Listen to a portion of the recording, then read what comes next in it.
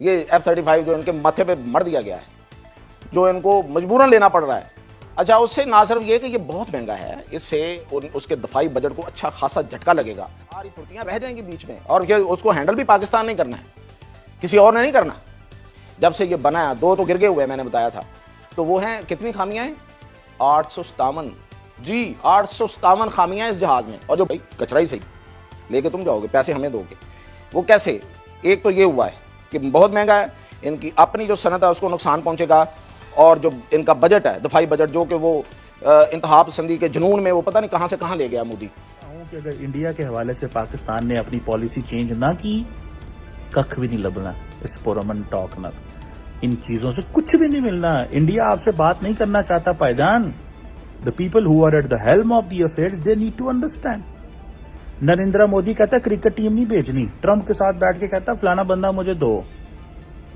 पाकिस्तान दहशतगर्दी में इन्वॉल्व है, बंदे मारे ने 26/11 पता नहीं कब हुआ था, उन्होंने मुक्कर नहीं देना, उन्होंने 26/11/2099 तक चलाना है। 26/11 अपने दफाई बजट को उसको अच्छा खासा झटका है। और फिर ये कि इसमें जो बड़ी, यहां से शुरू करता हूं कि ये जो जहाज है, इसकी वो टेक्नोलॉजी ट्रांसफर नहीं कर रहे इंडिया को। यानी कि आपको हर दफा ना सिर्फ स्पेयर पार्ट्स लेने पड़ेंगे, बल्कि उनकी टेक्निकल हेल्प लेनी पड़ेगी, उसके अलग पैसे होंगे सर्विस के। इस तरह हम गाड़ी वर्कशॉप पे ले जाते हैं, स्पेयर पार्ट भी डालता है वो भी, ये अलग सर्विस। इस जहाज के खरीदना, ये बहुत महंगा जहाज है दुनिया में। इसके मुकाबले में इंडिया को जो अवेलेबल थे, एरो इंडिया शो जिसका मैं कई दिनों से जिक्र कर रहा हूँ, वहाँ पे वो मौजूद थे, वहाँ पे वो डेमोन्स्ट्रेशन में थे। राफेल जैसे मैंने बताया था, फ्रांस का और रशिया का Su-57 वो मौजूद हैं भाई, वो सब बहुत जदीद हैं, बहुत ज़बरदस्त हैं, इससे तो कहीं आगे हैं मोदी के। बल्कि वो जो उन्होंने कोई वहाँ पे इंडस्ट्री बनाई हुई है जहाज साजी की, उसको बहुत बड़ा ये वो झटका है, क्योंकि वहाँ काम रुक जाएगा। इतना महंगे जहाज आपने खरीदने हैं, वो तो जोर ज़बरदस्ती ट्रंप कहता है ना, इतने पैसे, इतने नहीं, इतने, ये इतना सौदा नहीं, इतना खरीदो। जैसे उन्होंने सऊदी अरब को कहा कि $600 बिलियन नहीं, $1 ट्रिलियन करो। मर्जी है भाई, वो तो बादशाह अपने तरफ से बना हुआ है। इसी तरह उसने इसको पकड़ा, साथ बैठाया, 4 बातें की, हेलो हेलो, अच्छा मुझे समझ नहीं आई क्या कह रहे थे आप, ये तो करता रहे वो ट्रंप जो है, वो इंडियन सहाफ़ियों के सवालों पे। अच्छा क्या कहा, अच्छा नहीं समझ नहीं लगी, ओहो अच्छा ये करेंगे बात।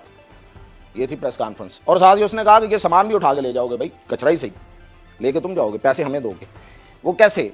एक तो ये हुआ है कि बहुत महंगा है, इनकी अपनी जो सनत है उसको नुकसान पहुंचेगा, और जो इनका बजट है, दफाई बजट, जो कि वो इंतहा पसंदी के जुनून में वो पता नहीं कहां से कहां ले गया मोदी अपने दफाई बजट को, उसको अच्छा खासा झटका है।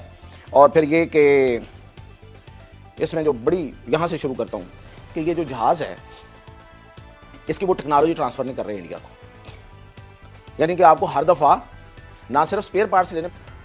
अब ट्रंप कह रहा है मिलिट्री सेल्स बढ़ाएंगे, ठीक है जी, मिलिट्री सेल्स बढ़ाएंगे, इंडिया को डॉलर कमाएंगे।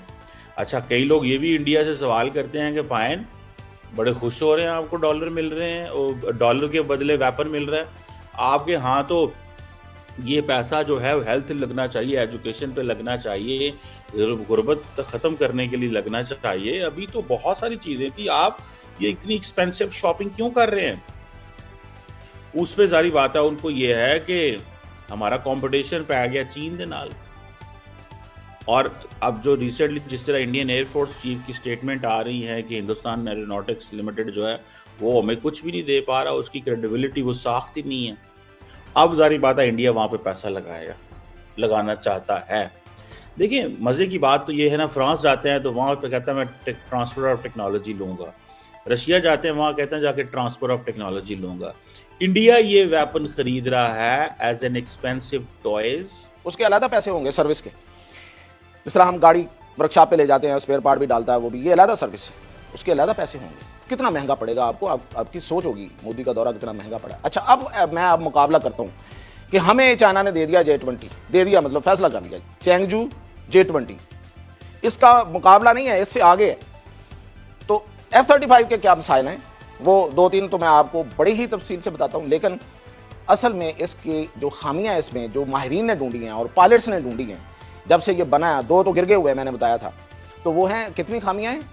857 जी, 857 खामियां इस जहाज में। और जो बड़ी हैं वो क्या हैं? इसका सबसे बड़ा प्रॉब्लम ये है कि इसके कॉकपिट का प्रेशर का बड़ा इशू है। कॉकपिट वो होता है, अभी आप देख रहे हैं, जिसमें पायलट बैठता है। वो इतना बड़ा इशू है कि पायलट को साइनसेस प्रॉब्लम हो जाता है, पेन होती है, ये साइनसेस होता है। अब इंसान है ना वहाँ, वो बैठेगा तो चलाएगा ना, पायलट ही चलाएगा ना जहाज़ को, खुद तोड़ना नहीं है उसने।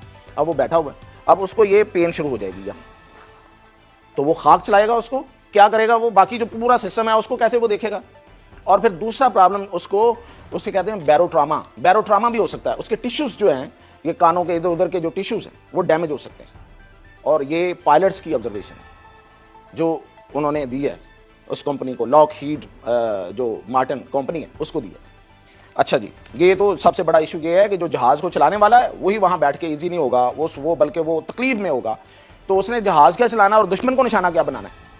दूसरा इसका जो बड़ा इशू है वो है कि इसकी जो शिप पर लैंडिंग है वो बहुत मुश्किल हो जाती है। ये आप देख रहे हैं इसके ऊपर ये लाइंस जो है, ख़ास लाइंस ऊपर बना दी हैं इन्होंने, इसकी वजह से इसकी शिप पर लैंडिंग बहुत मुश्किल है, यानी कि पायलट को बड़ी मुश्किल से उसको लैंड करना पड़ता है। उसकी ये जो लाइंस है इसकी वजह से जो एयर रेजिस्टेंस है वो, और बाकी जो ज़ाहिर है जहाज़ बड़ा डेलिकेट होता है, बेशक वो बहुत बड़ा हथियार है लेकिन उतना ही डेलिकेट होता है क्योंकि एयर में होता है, तो उसको जब उतरना है उस पर लैंड करना, तो उसमें ये सबसे बड़ा इशू। और दूसरी बड़ी जो इसकी इशू बताया जा रहा है वो है इसका इलेक्ट्रॉनिकली सैक एरे, यानी कि जिसने टारगेट को पहले आइडेंटिफाई करना है, टारगेट देखना है ये मेरा टारगेट है, फिर उसकी उसने एक पिक्चर बनानी है, फिर उसके बारे में उसने डाटा खुद ब खुद जो ऑटोमेटिक उसने देना है कि इसको कहाँ से निशाना बनाना है, किस एंगल से बनाना है, किस हथियार से बनाना है, उसने ये बताना होता है। इन्होंने कहा है ना कि AI बेस्ड है, तो वो उसने कहा कि उसकी रेंज ही बहुत ज़्यादा नहीं है, बड़ी छोटी रेंज है, यानी कि अगर टारगेट बड़ा है तो वो एक हिस्से को उसकी पूरी कैलकुलेशन दे रहा है। कितनी बड़ी खामी है, आप अंदाज़ा करें। और तीसरा ये है कि इसके सिमुलेटर इशू है कि आपकी ट्रेनिंग, उस जहाज़ का जो पायलट बनाना है ना, उस जहाज़ की, उस पायलट की ट्रेनिंग है ना, उस ट्रेनिंग में उसको इतने बड़े इश्यूज आते हैं सामने कि जो उसको इश्यूज आते हैं उनकी कोई वो रिजॉल्व ही नहीं करता। वो उसकी कोई रियल टाइम रिजोल्यूशन ही नहीं देता कि उसको किस तरह से रियल टाइम में वो उसका कोई हल है, क्या है, नहीं देता। ये बहुत बड़ा इशू है। इसके मुकाबले में J20 चैंगचू J20 पाकिस्तान को दिया जा रहा है चाइना की तरफ से। वो क्या है, एक तो ये है कि ये इसने इंडिया की